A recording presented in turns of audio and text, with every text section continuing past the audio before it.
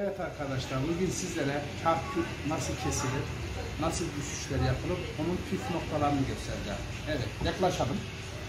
İlk önce arkadaşlar müşterimize kahkülümüzün ne kadar genişlikte ve ne kadar dolgunlukta, yani kalınlıkta keseceğimizi mümkün olduğu kadar soralım.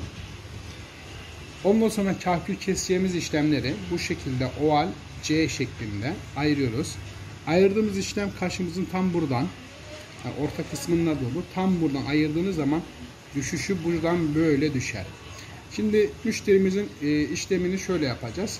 Müşterimiz kaş üstünde istiyor. Ondan sonra yanlardan bu şekilde düşüşler yapacak. Onun için ilk önce kahkülümüzü keseceğiz.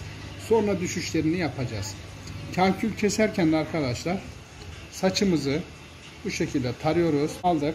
Bakın tarağımıza koyduk. Sonra tekrardan buradan birleştirdik taraklarımızı. Sonra çeviriyoruz. Tekrar çeviriyoruz. Sonra kalan parçamızı, bakın kalan parçamızı buradan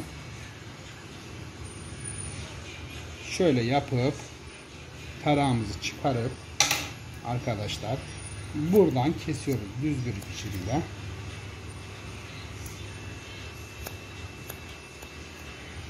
Sonra kahkülümüzü taradığımız zaman arkadaşlar bakın ön kısımlar kısa, yana doğru uzun bir düşüş sağlıyoruz. Bunu yapmamız için bunu yapmamız lazım. 2 defa bu tutamı bu şekilde, isterseniz elinizle de yapabilirsiniz.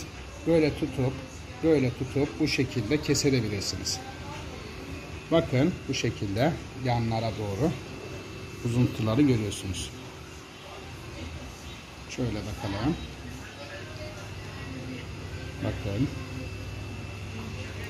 Bakın bu şekilde yanlara doğru düzüyor. Teşekkür ederim.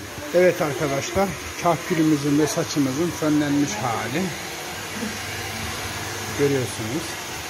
İşte aynadan bakalım. Evet. Teşekkür ederim.